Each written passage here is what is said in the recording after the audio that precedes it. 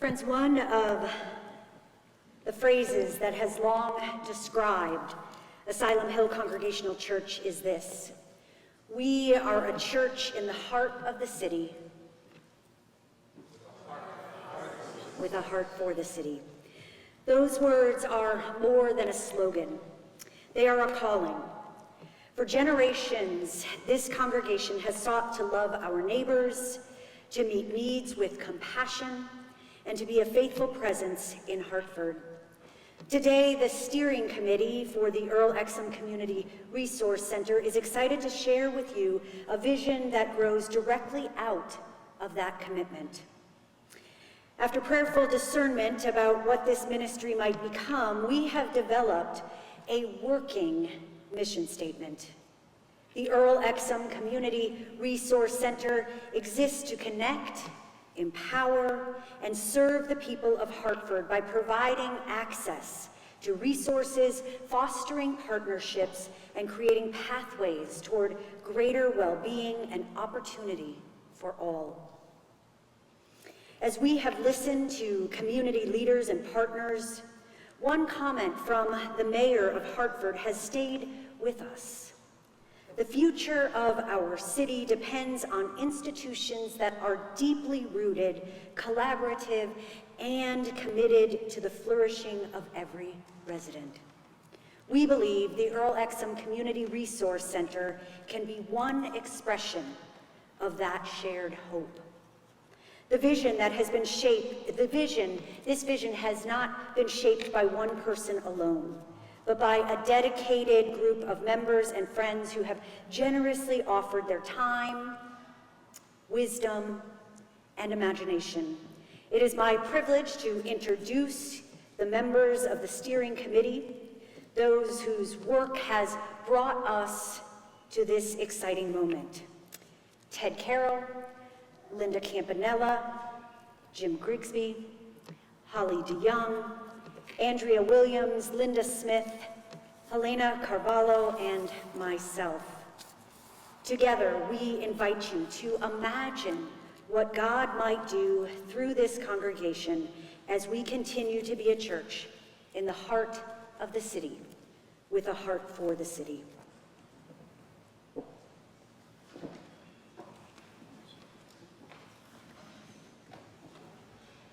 Thank you, Eric. Good morning, everyone. My name is Ted Carroll.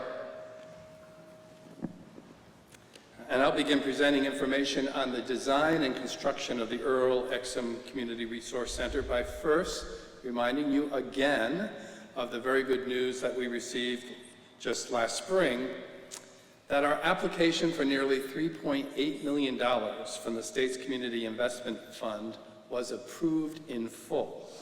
That was great news. And over the course of the last year, we've done an enormous amount of work to get the space ready.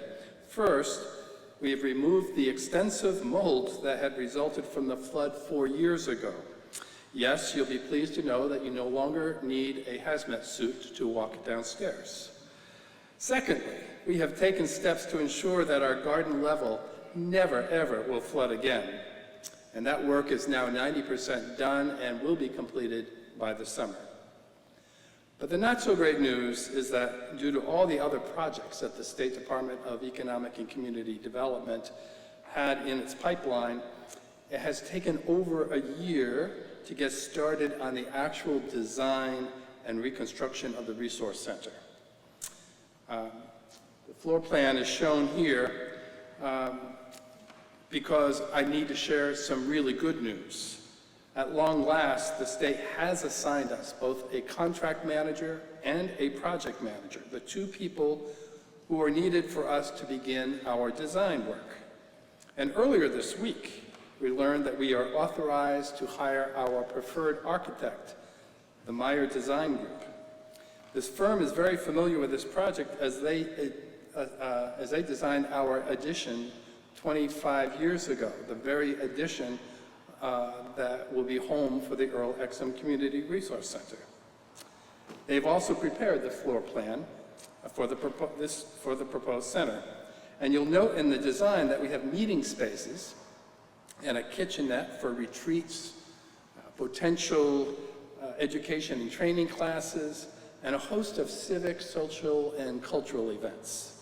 We've also planned for small private offices where conversations and counselors can conduct confidential conversations about financial, health, and a variety of other personal and family issues that people may come to the center with. There's also outdoor space where residents can safely and comfortably gather and where they can obtain healthcare, food, and library services from mobile vans that we anticipate will regularly visit the Resource Center. So here's our updated timeline. By this fall, we hope to have construction drawings ready so that we can put the project out to bid. And over the winter, we hope to start construction, a process likely to take at least 6 months. We expect to have meeting room furniture, kitchen appliances, seating for outdoor gatherings, and state-of-the-art technology installed by next summer. And we also hope to have by next summer a full-time program director so that we can actually celebrate the Resource Center's grand opening in the fall of 2027. But before we open, we've got some more work to do. And here to talk about how we will raise the money to support the operation of the Resource Center is Linda Campanella.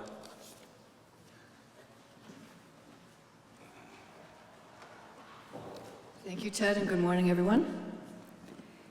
Yes, why an endowment fundraising campaign? Well, as Ted said, the building and construction of the center is fully funded, but of course it will take funds to operate the center. 1.5 employees, for example, funds for community outreach, funds for programs, ongoing maintenance, and so forth. And covering these ongoing expenses will be the church's responsibility. But the church cannot afford to absorb those costs into its own operating budget. And this has been a given from the very beginning of our planning. So the plan from the beginning has been to raise external funds to create a special endowment that will be a source of ongoing, secure, dependable funding each year and every year. What is an endowment? It's a long-term investment fund. The investments generate income over time, and each year the organization uses a limited amount of those investment returns to support operations. The rest stays invested, so the endowment can continue to generate earnings and support the organization in perpetuity. We plan to launch our endowment campaign in the fall and conclude it in the spring. The plan is for it to be a one-and-done campaign. When we reach our goal, there will not be any further need for ongoing fundraising in support of the center. Next slide, please. Right now, we are engaging a highly qualified consultant to help us position for success. Our first priority is to conduct a campaign feasibility validation study that allows us to test, affirm, and if necessary, adjust our fundraising goal, which we currently believe will be $3.5 million. $3.5 million endowment will generate enough income to cover all projected operating expenses. We're also in the process of finalizing a case for support. It's a document that will inform folks about why we are doing the campaign, how the funds will be used, and what the impact will be. It will also, we hope, inspire them to support the goals. We just finished a draft of this critical document, and it will be shared and tested with a small group of donors who will be meeting with our consultant later this month. Over the summer, we will be working with the consultant to develop a comprehensive campaign strategy and plan. It will be a multi-pronged strategy because the people who are going to be excited about this project come from 3 different pools. First, friends and members of Asylum Hill Church. Secondly, family members and friends of the Exum family. And third, corporations and foundations whose philanthropic priorities align with the vision and goals of the center. Over the summer, we also will be creating our campaign infrastructure. We'll have campaign co-chairs, a host of other volunteers excited to lead the charge. And we will be developing communications materials that will help us generate a message and get it out about the goals, the needs, and the opportunity to participate. Next slide, please. 3 keys to success. Prospective donors need to be informed sufficiently to understand what funds are being raised for, why there's a need, and how their support will generate an impact. Donors also need to feel inspired by the opportunity to make something wonderful happen that would not happen without their support. And donors need to be invited to participate in a communal pursuit of goals that are shared and outcomes that they personally embrace. Effective, compelling, consistent communications, including the case statement and other materials we will be developing, will have a critical role to play throughout the campaign. And until we were notified a few weeks ago that the DECD had assigned project manager and other personnel to work with us, there really wasn't much to communicate about to the congregation. We weren't even sure what the timeline would be. We weren't sure when we could re-engage with our architects. We weren't sure when the opening date would be. Now that we are on board with the support from DEC that we need, we are much more confident, and we will have much more to talk about in coming months because the action is really beginning in earnest now. Next slide, please. There are many reasons to be optimistic about our chances for success with an ambitious fundraising campaign, and on this slide you see some of them, and I'd like to highlight just a few of them.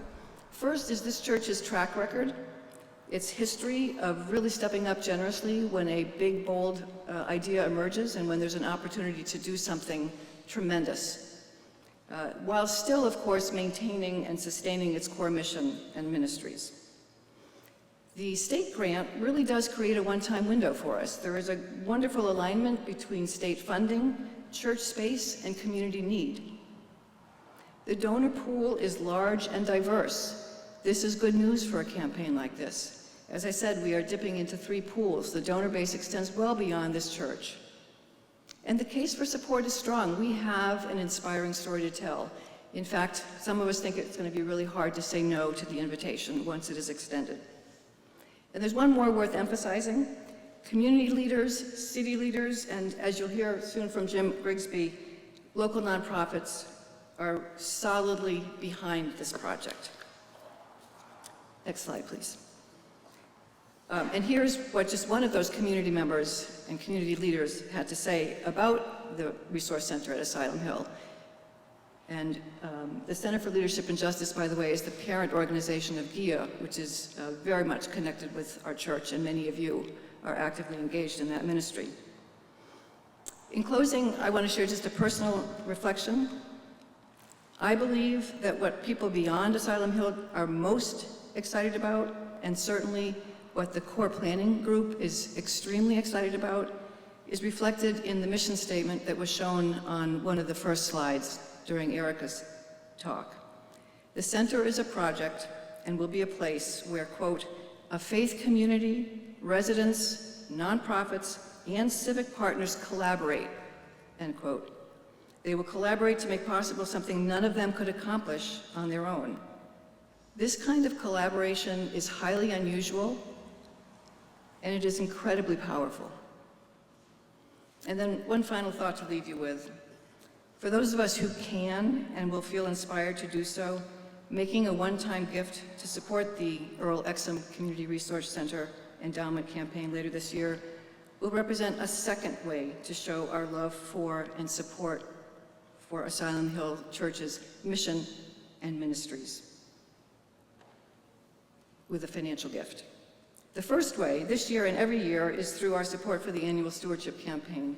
And we're in the midst of that campaign right now, and meeting the goal is the church's highest priority. So if you call Asylum Hill your church home and haven't yet made your commitment, now is your chance to support all the critical ministries of this wonderful church. And with that, I'd like to turn it over to Jim Grigsby to share some of the exciting and critical work he and others have been doing as they have sought to connect with and engage the community in our planning work.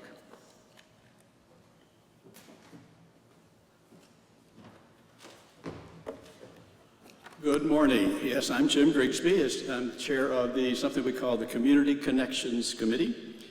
For the past 18 months, this Community Connections Committee has been helping to build the foundation for what will go on in the Earl Exum Community Resource Center. We have a great committee. Their names are on the slide. I want to ask, most of us, I think, are here this morning. Would you stand, please? I think you'll recognize all of these faces. Thank you. Thank you. I'm really proud of this group. They're an exceptionally talented and committed group. Now, let me tell you something, though. Being on this committee is a lot of work because it needs to be. We're doing an important thing here. Our original charge was to identify the community needs and build relationships. Build relationships with organizations who could work with and through the Earl Exum Community Resource Center to address those needs. As our work progressed, though, we came to see an even larger opportunity, not simply creating programs and services, but helping to shape a new ministry and a new community presence for the Asylum Hill Congregational Church in our neighborhood. Our early work built on AHCC's longstanding relationships with nonprofits that we've had through our outreach ministry grants programs for many years. Those relationships had provided credibility and familiarity that are a great place to start. But at the same time, we wanted to reflect the priorities of the neighborhood residents themselves, not just our own assumptions, what they said they needed. We first studied the strategic plan of the Asylum Hill Neighborhood Association. Then we conducted surveys, participated in some community events, and we spoke directly with some residents. As our understanding deepened, we identified a much broader network of organizations. Organizations that work on housing, food access, employment, youth development, health and wellness, arts and culture, legal and financial assistance, and community building. We had a turning point that came through some discussions that we had with the United Way. This was about something we came to call the hub and spoke service delivery model. That means rather than asking residents to navigate a fragmented system of services on their own, the Community Resource Center could become a trusted front door where people are welcomed, they're guided, and they're actively connected to the resources best suited to their personal needs. Well, as we explored this idea, we began to envision a place where residents could not only receive help, but also experience belonging. A place where neighbors and members of this church can learn, gather, and grow together. Well, last October, we hosted a summit attended by representatives of more than 40 nonprofit organizations serving Asylum Hill. There you see them, gathered for breakfast. They learned about the Earl Exum Community Resource Center vision. We discussed the hub and spoke concept, and they toured the future site of the center. Well, the response was overwhelmingly positive. Strong enthusiasm came from the entirety of this gathering for collaboration. Well, we felt like we were on the right track, for sure. Well, we then used a survey and reached out again for another round of conversations with these same 40 agencies. And in this case, asking them to reveal their interest in using our gathering spaces, where education, consultation, neighborhood events, informal connections could flourish. They were especially enthusiastic about the outdoor gathering area. They saw it as a place that would make the center feel open, welcoming, and deeply connected to the neighborhood. It's right across the street. That brings us to today. Well, we've made a good start, but there is still a lot to do. You will find a more detailed report describing our progress so far and our future plans on the church website. What's emerging is a new way of being in community with our Asylum Hill neighbors. Let me bring it to life for you. Asylum Hill residents will come to the center with many different needs, and they will be understood and helped in every possible way.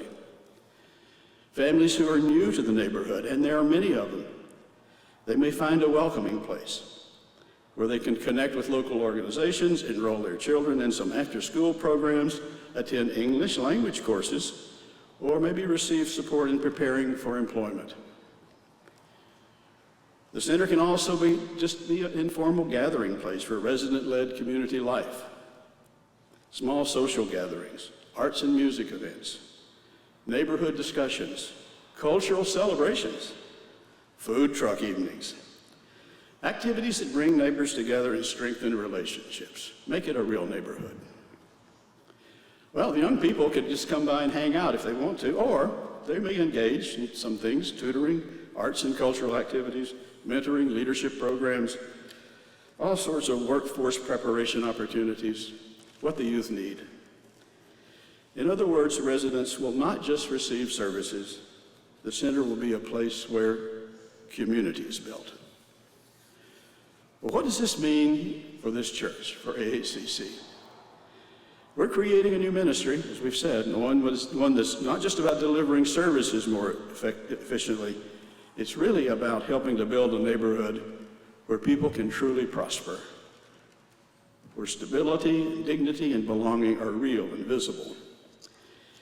As I listened to Erica's sermon this morning, was not in my notes, I heard this morning. It became clear to me that what we're creating here with the Earl Exum Community Resource Center is something only the church, this church, can do. This is the highest mission, one of the highest missions of any church, to do what we're doing here today. Well, thank you, and I would like to turn now to Erica with a question. What does this Earl Exum Community Resource Center mean for us as members of this church? Thank you, Jim. Yes, as we move closer to the opening of the center, we invite all of you to do three things. We invite you to first get informed, learn about what is being built here, understand the vision, see the opportunity. Second, we want you to get connected. We will be creating opportunities for you to meet our partner agencies, to engage with residents, and to see firsthand how this work is taking shape. And then thirdly, we want you to get involved. There are many ways, there will be many ways to participate. Welcoming residents, supporting programs, helping build relationships, and simply being present. Friends, this is not about adding one more activity to your schedule. It's about becoming part of something transformative in the world. What began as an idea is now becoming a shared vision, energized by strong partnerships, as Jim said, and grounded in real community need. We believe the Earl Exum Community Resource Center has the potential to change lives. But as that happens, beloveds, it has the potential to change us as well. Thank you.